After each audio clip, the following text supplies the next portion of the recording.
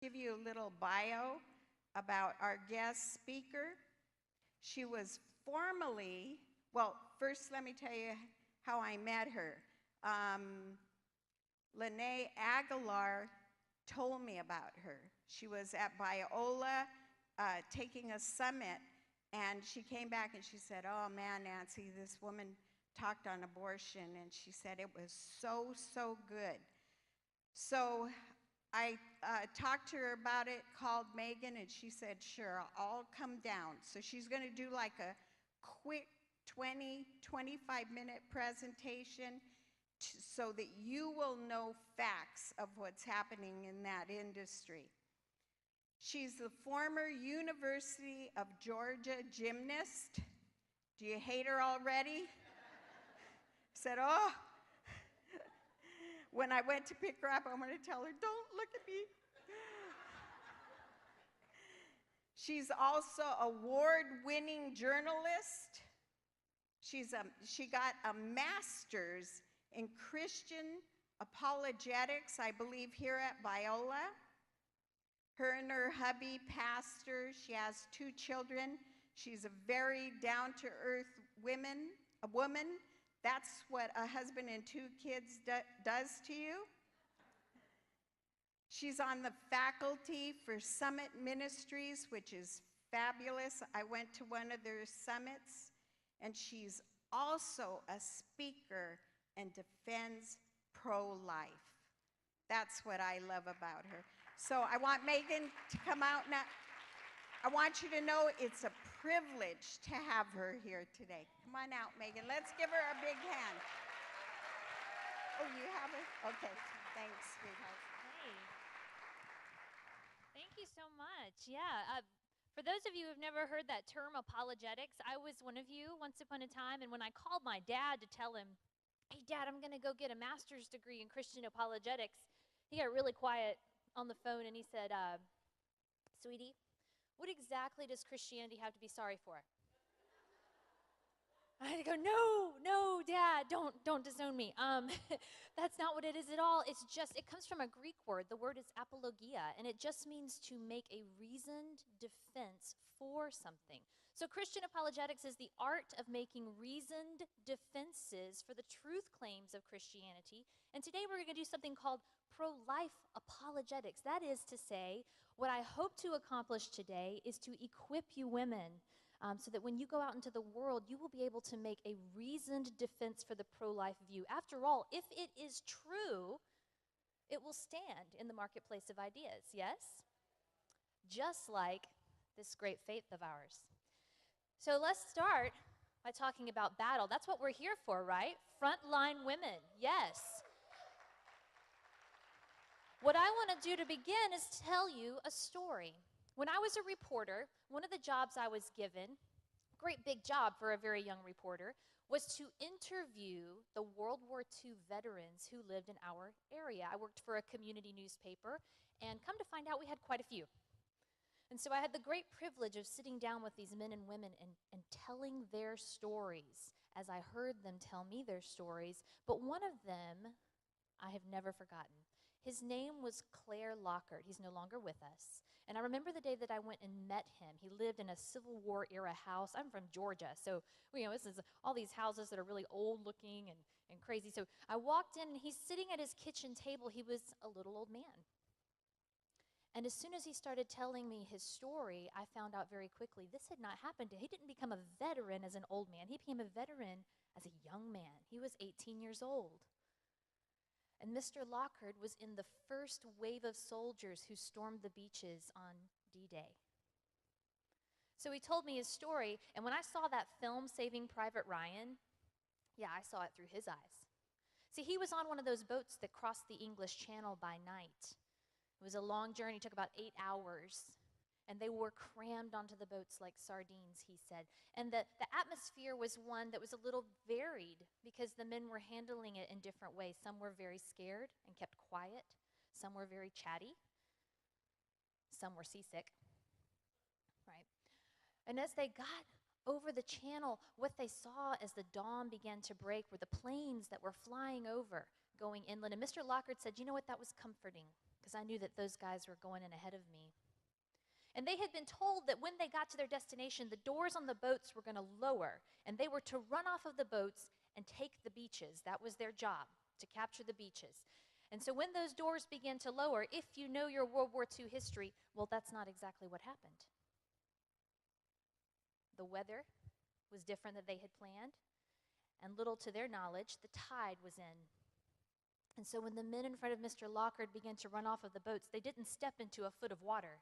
They disappeared because the water was over their heads, and all of them were wearing 80-plus pound packs full of gear and ammunition.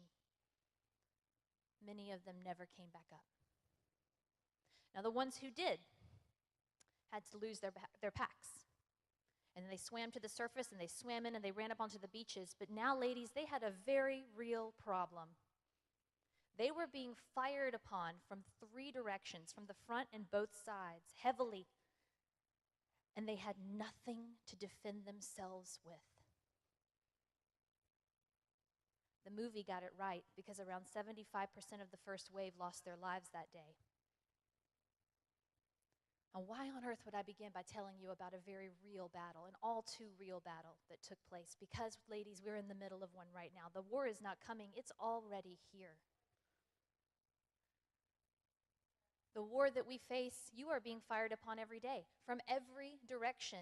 And ladies, let me tell you something. If you have kids or grandchildren, they're being fired upon more heavily than you. And if they are on any kind of university campus, it doesn't matter what kind of campus it is. It's even worse.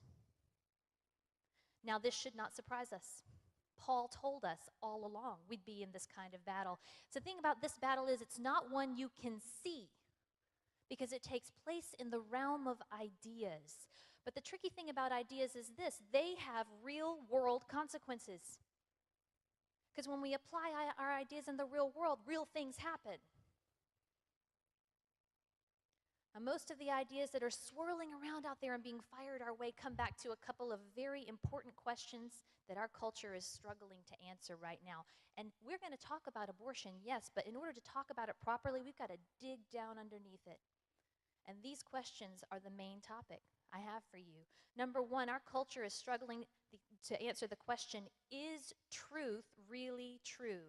Now that sounds like a word game, but I'm not playing a word game. I want to know, is truth, particularly moral truth, religious truth, values, are these real, and can I know them, or are they something that I decide for myself? It's up in the air. Look around you. Listen to things like, that's my truth. Number two, this question pertains to you directly. What makes you valuable? What is it that makes human beings valuable? Have you ever thought about that for just a second? Or maybe you could frame it this way. What is it that gives you rights that other people have to respect? What is it? And if someone wanted to strip you of your most fundamental rights, what is the thing you would appeal to say, you can't do that? See, we have to get the answers to these questions right, because there's too much at stake not to. So before we even go any further, I want you to understand this. The way that we answer the issue of abortion, if we are consistent, will impact the way we answer any injustice that we face. And there are a lot of them, because underneath those injustices are these questions, and they all boil down to this: who counts as one of us, and who gets to decide that? People are answering these questions, and ideas have real world consequences. Christians, how do we share a gospel message with a world that has no idea what it means to be human and valuable? It's time to fight. So let's talk about how we do that. The first thing we're going to do is talk about truth for just a second. We have to lay a framework that we can build on. The second thing we're going to do is make a case, a reasoned case for the pro-life view. And we'll do that in a way that may surprise some of you. But ultimately, I hope it will be something that will leave you not standing defenseless on the beaches, but armed with the right kind of armor. 1 Peter 3:15 tells us we should always be ready to offer a defense for the hope that's within us. That word defense, apologia. We're all apologists now, but it tells us how we do it. We do it with gentleness and respect because we represent someone. So truth, let's talk about truth for just a second. And to do that, I'm going to shift gears pretty dramatically. I want to talk about something else that's very important to me, and that is ice cream. Is that okay with everybody? It's never too early in the day for ice cream. Amen. That's right. We can be friends. All right, so I'm from Atlanta, and there is a place in Atlanta. It's a little-known place, a hole in the wall, really, called Jake's Ice Cream and Sorbets. If you go to Atlanta, put it in Google Maps. It's at the Irwin Street Market, right down the street from the Martin Luther King Memorial. You're all welcome. Anyway, when you walk into Jake's, it's pretty much a religious experience because it smells so good. And see, they make everything from scratch. Their ice cream, their cones, their specialty foods. It's amazing. That's right. They should pay me royalties, really. So when you go, tell them, there's this girl, she talks about you. So here's a claim. I'm going to make a claim about Jake's. Jake's salted caramel ice cream. That's right, moment of silent reflection. In a waffle cone. My husband doesn't even ask me anymore. He just takes me and gives me money. He's like, there, go. Yeah. Is the best dessert on the face of the planet. Can I have a show of hands if you think that statement is true? Yes. I knew I was with my people today. Okay. All right, well, those of you who didn't raise your hand, were you offended that I think that statement is true? Okay, I'm serious about my ice cream, so I get it. All right, let's try this one. Jake's salted caramel ice cream in a waffle cone is the cure for juvenile diabetes. Anybody think that one's true? Good job. Okay, moving on. Yeah, notice I did not raise my hand. There was something very different about that second claim, wasn't there? The first claim told you something about me. More about me than it really did about the ice cream. I am the subject, and that was a subjective claim. Now, subjective truths are truths that you, the subject, create. They are matters of personal preference, and because you create them, all subjective truths are equally true. That's why you weren't offended by my flavor of ice cream, because it has no more authority than yours. Do you understand? Yes, good. The second statement didn't say a whole lot about me, except for maybe 1 second. You guys were like, we invited her, why? Someone explained the workings of the pancreas to this poor misguided woman. No, it did say something about the objects in question. In this case, we had the ice cream and its relationship to the disease. This was an objective claim. Now, objective truths are not truths that you create. They exist independently of the subject. That means they are true whether I prefer them or not. They're true whether I'm even aware of them or not. They are truths that you discover rather than create. And for that reason, an objective claim can be right or wrong, true or false. You with me? Awesome. Well, let me explain something. We live in a culture that believes that religious and moral claims in particular are subjective in nature. In other words, you create those. They are matters of personal preference. But ladies, when you make a religious or a moral claim, it doesn't matter what your claim is. You're saying something about the nature of reality. You're saying something about what the world is really like. It is an objective kind of claim, not an ice cream type of claim. When it comes to the issue of abortion, our culture really gets this mixed up. I'll give you an example. How many of you have heard the slogan, don't like abortion, don't have one? Yeah, there's this on bumper stickers, there's a word in there that I have an issue with. Can you guess the word? The word like. Because it takes an objective claim and tries to twist it into a subjective one, and it's not. Do you know how I know? What if that sticker said, don't like slavery, don't own a slave? We get that one. Sex trafficking being an exception, just another form of slavery. But we get that one. We're not there on abortion yet. The past 2 vice presidential debates, the same thing happened. Both times, the moderator framed the question on the issue of abortion subjectively. Our nation is dying to talk about this issue as if it is an ice cream issue, and it is not. Now, don't get me wrong. I think we're trying very hard in our culture not to be arrogant. That's why we say things like, well, that's your truth, and I have my truth. But listen to the way I define the terms and help me. I had to work through this myself because I feel sometimes uncomfortable when I'm talking to people and I say, no, I actually think I'm right, which means if you disagree, I think you're wrong. That's hard for me to say sometimes, and it's definitely hard for people to hear, but hear me. Because this is an objective type of claim, that means that by its very nature, I am submitting to the person in front of me that I could be what? I could be wrong about this. I don't think that I am. The evidence is excellent that led me to this conclusion, and we're going to talk about that, but I could be. If I were to take from the culture and say, hey, this is my truth, it's subjective, what I would in essence be saying is, I think I'm right, and I can't be wrong. That's different. We have to lovingly help people to see that before we can even move forward in the conversation.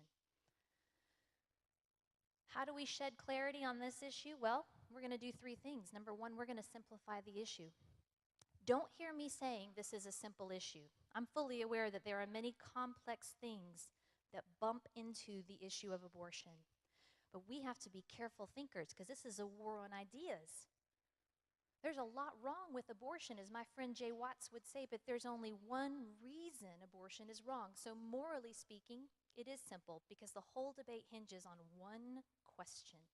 And we have to bring the conversation back to that question. So we're going to talk about how to do that. The next thing I'm going to do is answer the question. Won't leave you hanging. And last, we're going to talk about why you matter. And that's my favorite part. So simplifying the issue, ladies, I want you to imagine with me that you are standing in your home. You can borrow mine if you want to. I live in a log cabin in the woods. It's not the scary kind like the horror movie. It's the cool kind, okay? So we're standing at the kitchen window. We are washing dishes. That's not fun, but just go with it. All right, so you're washing your dishes. You're looking out the window, and you are up to your elbows in dish suds. We've all been there.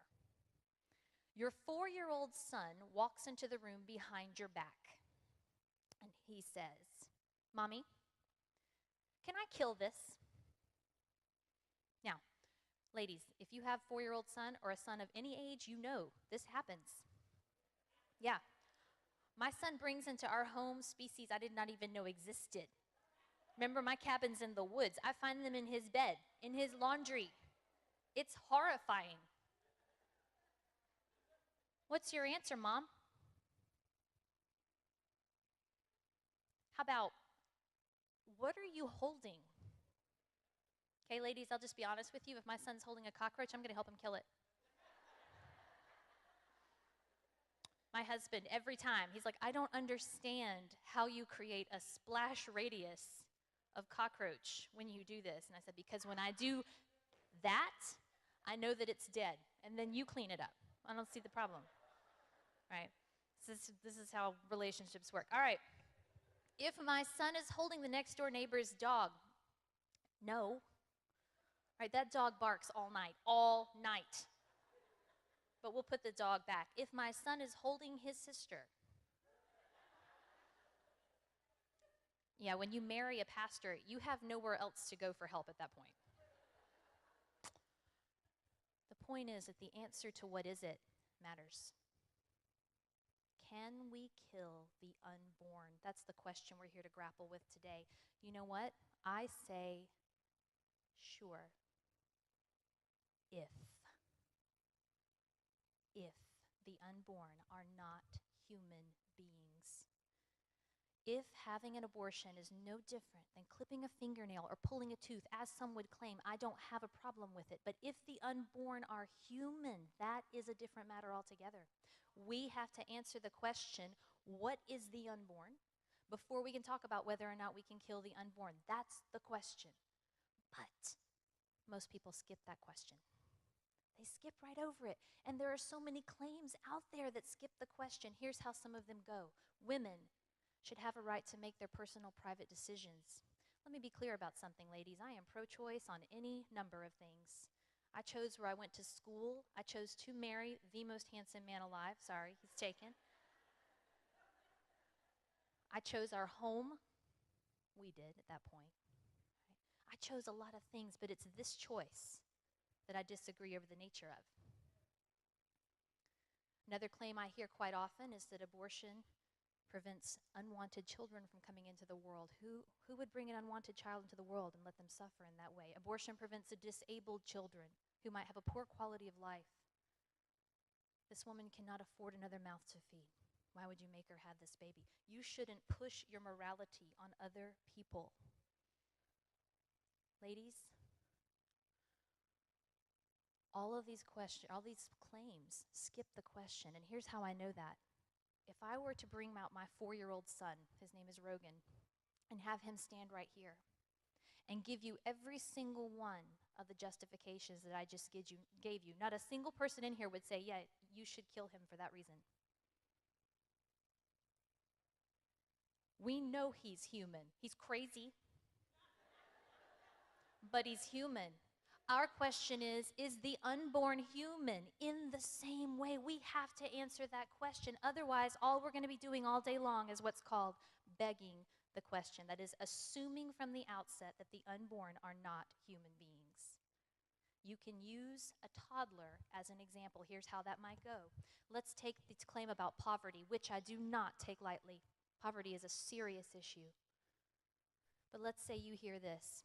This woman cannot afford another mouth to feed. She cannot afford to feed the children she already has. Who do you think you are to tell her she must go through with the pregnancy? It's not always nice. Don't get mad. Hold your hand out to the side as a visual aid and say this. Let's say for the sake of conversation that I have a 2-year-old standing next to me. Her family is really struggling. They cannot afford to feed the children, much less themselves. So the family's reached a consensus. They want to kill their toddler to lessen the financial burden, should they have that right. Now that person's going to look at you like you are nuts. They're going to say, no, that's crazy. Keep going. Ask them, why not? They will say something like, the 2-year-old is obviously human. Well, you can't because that's a person. They might even say, that's completely different. And now you're back to your question. Is it different? I want to know, is the unborn human like that toddler? Let's talk about that. Then we can talk about poverty.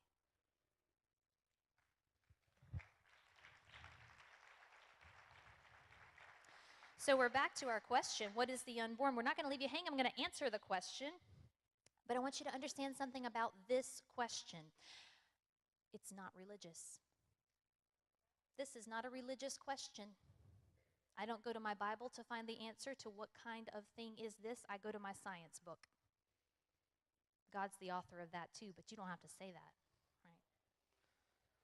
All right, so I go to my science book, and particularly I go to the science of embryology. That's the study of embryos. And if you read an embryological textbook, I can tell you exactly what it says. I have an excerpt right here from one called The Developing Human, Clinically Oriented Embryology, written by Keith Moore and TVN Persaud in 2008. It's used in medical classrooms worldwide. It says, a zygote, that's a single-celled embryo, is the beginning of a new human being. Human development begins at fertilization, the process during which a male gamete unites with a female gamete to form a single cell called a zygote. This highly specialized cell marks the beginning of each of us as unique individual. So let's be clear about what this just said. Embryology tells us that from the very beginning, fertilization process, when that sperm meets that egg, neuroscience shows us within 210 milliseconds, you have a new kind of cell because the plasma membranes of those cells begin to merge and you lose the sperm and the egg to this new entity. From the very beginning, you have a living, distinct, whole human being. We know it's alive. It fits the definition of an organism. See, it undergoes cellular reproduction, meaning it grows. It metabolizes. That means it turns food into energy. It responds to stimulus. We have a distinct entity. That is to say, it's not part of the woman's body. Not like my arm is a part of my body. No, that zygote has its own unique genetic code. It is different from mom's and dad's. And what you have is whole. Now let's talk about that for just a second. Whole. Everybody do me a favor. Pick up your hand, turn it around, take your other hand and very gently scratch the back of that hand and brush it off. Yeah. Just messing with you. I'm kidding. No. I had a reason for that. What we all just did successfully was scratch several hundred of our own skin cells off of our bodies. They flew to your lap in front of you where they will soon die. That's kind of gross. I know. But here's the deal. Those cells contain your DNA coding, but nobody in here is guilty of mass murder. See, those cells are a part of you. Their job is to contribute to the overall function of the organism that is you. An embryo is different in kind from just any old cell. It's different from sperm and egg, both of which are part of a larger organism. It is a whole entity in and of itself, and its parts contribute to its overall function, even at that single-celled stage. And it proceeds to do something unbelievable. Now, let me explain that. We tend to think of the unborn as constructed things. Now, this makes sense. We live in a society that builds a lot of stuff. We're very industrial. All right? My kids play with Legos. I play with Legos, and I use my kids as an excuse to play with Legos, but we play with them. Now, my son tells me, Mom, I'm going to make a castle. Awesome, buddy, you go for it, right? When his first 2 Legos get put together, is his castle there? No, not yet. And really, no matter what point you name in the process of the building of his castle, it's a constructed thing, put together piece by piece. And if you take it apart, it ceases to be a castle. It's just a pile of Legos. We tend to think of the embryo as a constructed thing. That's why you hear language like it's just a clump of cells. It's just a mass of tissue, as if you could add some more parts and then the end product would be a baby. Think of how we've gone from procreation, and now what do we say? Reproduction. Ideas have consequences. But the unborn does something that no constructed thing could ever do. It develops itself from within. It's not constructed at all. It develops. That means you didn't come from an embryo. You once were an embryo. And everything that makes you you was already there. Philosopher Richard Stith gives us a wonderful word picture to use when we're talking about this with people. He says, imagine you were visiting the Amazon. I'm not going to imagine the mosquitoes, but I'm going to imagine with him, we're visiting the Amazon, and that you have one of those Polaroid cameras, the old school kind that are now coming back into fashion, where you pull the tab out. Not if you're with me and you know what I'm talking about. Yep, okay. Imagine you have one of those, and you're taking pictures of the scenery around you, and you go to take a picture of the scenery in front of you, and a black jaguar leaps out across the path, and you know you've got it. So you're standing there waiting, and you're holding it, the required, 90 seconds or so, and you're looking at it, and imagine somebody comes and peers over your shoulder, and they see what you're holding, and they shrug, and they take it from your hands and rip it in two and toss it aside. Now, if you had submitted a photo like that to National Geographic as a cover photo, and if they chose it, we're talking thousands of dollars in the form of a payday, you would be furious, and you should be. But imagine that person looked at you and said, what's the big deal? It was just a brown smudge. No, it wasn't, you'd say. I had a picture of a jaguar. It was beautiful. It was valuable. It was already there. You just couldn't see it yet because it was. That's right. Like the embryo. That is what science has said all along. Some people will concede your science. They'll say, yeah, we've known that. In fact, there are many pro-choice people who concede the science. Naomi Wolf calls it a real death. Camille Paglia says the same thing. She's always frankly admitted that abortion is murder. Not always the term I would choose, but she uses that one. They'll concede your science, but then they'll say something like this, it's not a person yet. So they make a distinction between human beings and persons, which is kind of odd. What they're really talking about is that value question. that some human beings are more valuable than others and can be deemed persons of rights. So our question is, what's the difference between a mere human being and a person? You have to name a difference. We're not doing science anymore now. We're talking about values. So we're going to do philosophy to answer this question. Philosophy only gives us two types of answers to this question. Number one, you might be instrumentally valuable. If you think of an instrument, you play it for a purpose. It performs in a certain way. So instrumental answers are going to deal with traits and attributes and abilities that you have as a human being. The other type of answer philosophy gives us is that you might be intrinsically valuable. Another I word. This one says you're valuable in light of the kind of thing you are. That's it. In other words, you count because you're human. Could it be that simple? Well, let's look at an instrumental answer. Dr. Peter Singer gives us one. I'll give you a real-world example. Dr. Singer is a brilliant man. He's a bioethicist. He works at Princeton University. In fact, he sits on the chair of bioethics there. He's written a number of textbooks, and he does not share my worldview. He is not a Christian, but he has answered this question. He says that human beings do not become valuable persons until they are self-aware. He's talking about a stage of consciousness. At the point that they become self-aware, he says, then they have rights. Then they're a person. Now, the unborn are not self-aware. So Dr. Singer is an advocate of abortion. He has no problem with it.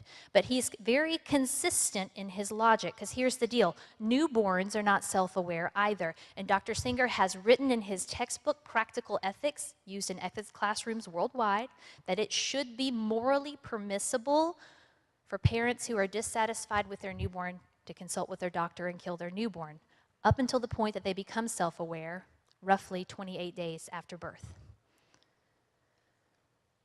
Now, he's disqualified the unborn and newborns because he draws the line at self-awareness. He's also disqualified whole other classes of human beings. Alzheimer's patients in the late stages of the disease are not self-aware. Anyone in a coma is not self-aware. He's not self-aware when he's asleep. Just saying. Now, he doesn't ever tell us why it should be self-awareness that gives us value and not something else. That's what's called the grounding question, and he hasn't answered that for us, but he names something, and he's consistent. Stephen Schwartz takes the other view. He says, nope, there's no morally relevant difference between an embryo and us, not one that says we could kill you then, but not now. In fact, he says, there are only 4 areas of difference between embryos and us. All of them are instrumental. I'll name them in a second. The only areas of difference that you can point out between an embryo and yourself: size, level of development, that's where Dr. Singer's would fall, environment, that's where you're located, and degree of dependency. Ladies, if you can remember the acronym SLED, S-L-E-D, then you've got this. Let's look at these. Size. The embryo's tiny, therefore insignificant, some would say. Is that what determines your value, your size? I'll tell you what, let's all call the guys in here and play a game called Let's Stand Up. If we don't take our heels into account, generally speaking, ladies, we lose. But if you're going to grant it for the unborn, you've got to be consistent. Logic demands consistency, and what we find is that we create a value spectrum on which smaller human beings are less valuable than larger ones. Level of development, the unborn are less developed than us. That's true. But my daughter, Neely, is 10 years old. She does not yet have a fully working reproductive system. She hasn't developed it. I cannot kill her because she's less developed than me. But if you're going to grant it for the unborn, you got to be consistent across the board. What we find, and I talk to teenagers, by the way, all over the country, I have to tell all of them that neuroscience demonstrates their brains won't be fully developed until the age of 25. I have to break it to them. Your parents really are smarter than you. The thing is, we continue on a trajectory of development throughout our whole lives. But this creates that spectrum again. Environment, where you're located, the unborn are located inside of their mothers, we're outside. Yes, that is true. But since when does a 7 to 9 inch journey make a non-valuable entity into a valuable entity? If that is the case, Be careful if you move to a new address or to the next seat. Degree of dependency, the unborn are dependent on their mothers for survival. Yes, they are. My mother is diabetic. She loves Jake's ice cream. She just has to have a little help to eat it, right? Without her medicine, my mom will not live long because her body does not process sugars in the way that it ought. But I can't kill my mom because of her dependency. But if you're going to grant it for unborn human beings, you got to be consistent across the board. And what we find is that instrumental answers create value spectrums. There is no human equality to be found here. None. The only answer philosophy allows that is consistent is that you are intrinsically valuable. That is, you count because you are human. From the moment you came into existence to the moment that you die, the Christianity is objectively true, and I think it is. Great arguments for that too. A long time after that. This is a great, big, stunning gospel truth right here.